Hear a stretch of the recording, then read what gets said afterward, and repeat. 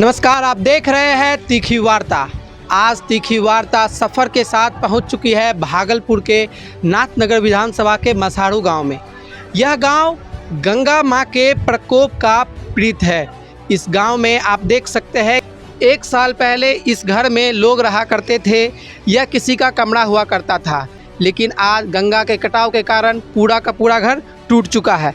आप देख सकते हैं कि यह सिर्फ एक घर की नहीं, पूरे गांव की स्थिति है कि पूरा गांव आज गंगा के कटाव के चपेट में आ चुका है। यहाँ पे रहने वाले लोग बीते 1 साल से ऐसा ही जीवन जी रहे हैं। तो यहाँ के स्थिति के बारे में अगर यहाँ के लोगों से ही सुना जाए तो ये काफ़ी अच्छा होगा। तो ये आपका घर है? हाँ, यहाँ पे मेरा घर था। यहाँ पे आपका घर था? कहाँ तक था आपका घर? नावतला। तो आप देख सकते हैं कि वहाँ पर बाथरूम हुआ करता था। 1 साल पहले किसी का मकान था, आज वह मकान नहीं है। उस मकान को गंगा माँ ने अपनी गोद में समा लिया है।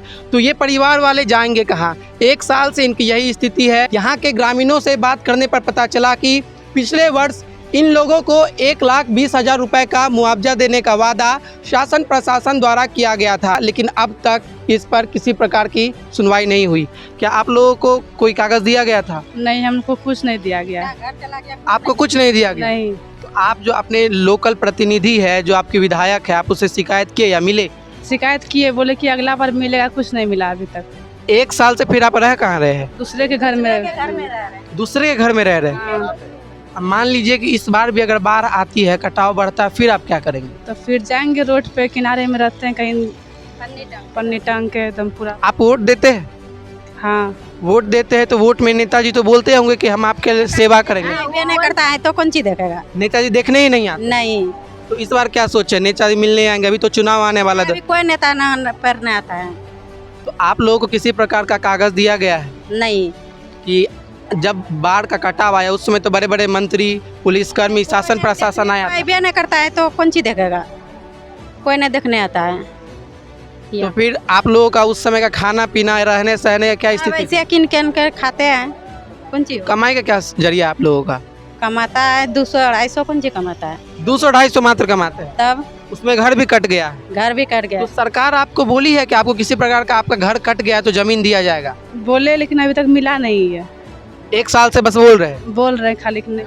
आप युवा है, आप शिक्षित है, तो आप अपने समाज के जो ऐसे लोग हैं, ऐसे घर है जिनका घर टूट गया है, जिनका घर इस बहाव में कट गया है, तो उसके लिए आप कभी अपने प्रतिनिधि या लोकल विधायक से शिकायत किए? नहीं, हम सब कहाँ जा पाते हैं। हम सब तो अभी 10 क्लास में पढ़ रहे हैं, तो हम सब का थोड़े ना वो बात रखेगा। बड़का यहाँ के जो यहाँ का आदमी सब है वो सब जाता है, तो सबका बातें नहीं रखता था। मेरा क्या बात रखेगा? विधायक या प्रतिनिधि किसी का भी बात नहीं रखते हुए? नहीं, बात रखता तो अभी जमीन नहीं देता या बांध अच्छे से नहीं देता। बांध भी अच्छे से नहीं बनाया जा रहा है। नहीं, देखते हैं, देखिए वहाँ आधा बोरी दे रहा है, बालू भी आधा भर रहा है, और किसी बोरी में तो मिट्टी मिला रहा है, और पानी आता है तो उससे बहा जाता है। मिट्टी जो है ना गीला होकर निकल जाता है, तो उससे क्या बचेगा? दब रहा है। तो आप लोग का, आपका स्कूल होगा, तो स्कूल के ये पूरा इलाका तो मैं सुना हूँ कि पूरा बाढ़ में डूब जाता है। तो उस समय तो आपकी शिक्षा भी प्रभावित होती है कैसे बाढ़ से? 1 महीना बंद रहता है। 1 महीना बंद रहता है? हाँ। उस समय आप अभी बोर्ड में है, 10th में। इस समय 1 दिन की भी पढ़ाई अगर छूट जाए तो बहुत बड़ा असर डालते हैं। आपका फिर 1 महीना जो प्रभावित होता है, फिर आप उसकी भरपाई कैसे करते हैं? भरपाई कैसे करते हैं? घरे में बैठते हैं पढ़ने के लिए, घरे में पढ़ते हैं, स्कूल नहीं जा पाते हैं। पानी है, इतना पानी रहता है, कैसे जाएगा? तो सरकार बचाव के लिए या राहत के लिए किसी प्रकार की सामग्री, खाने पीने की सामग्री, नहीं देता है, कुछ नहीं व्यवस्था है, मेडिकल की सुविधा? कुछ नहीं। जो बड़े लोग रहता है, जो बड़े आदमी लोग है, वो आके थोड़ा बहुत मुढ़ी सब बांट देता है, दाल मोट सब, वही सब खा लेते हैं। जो बड़े लोग है वो आके बांटते हैं, सब चीज बांटते हैं, वही सब ले लेते हैं, क्या करेंगे? और ऐसा जो घर का स्थिति 1 साल से है, तो यहाँ यही है, मेरा घर सब टूटा हुआ है। देखिए सीढ़ी झूल रहा है, ऐसे रह रहा है। 3 रूम था, 3 रूम कर लिया आगे आगे 3 रूम था। जिस दिन तक था वो चल गया सब। 3 रूम था, बाथरूम 6 गो था, वो भी चला गया। और उसी दिन तो मेरा दादी भी खत्म हो गई। जिस दिन मेरा घर गया उसी दिन मेरा दादी भी धरती छोड़ के चला गया। उधर जर रहा है, इधर घर जा रहा है। घर नहीं करता तो मेरी सास भी नहीं मरती।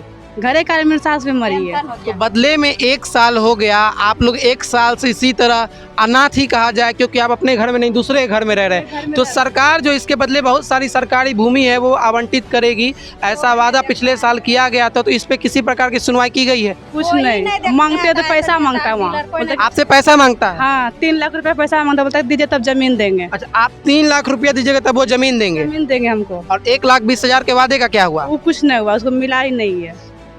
कुछ नहीं हुआ। नहीं आप देख सकते हैं कि यहाँ पे जो घर है उसका भी लगभग वही हाल है।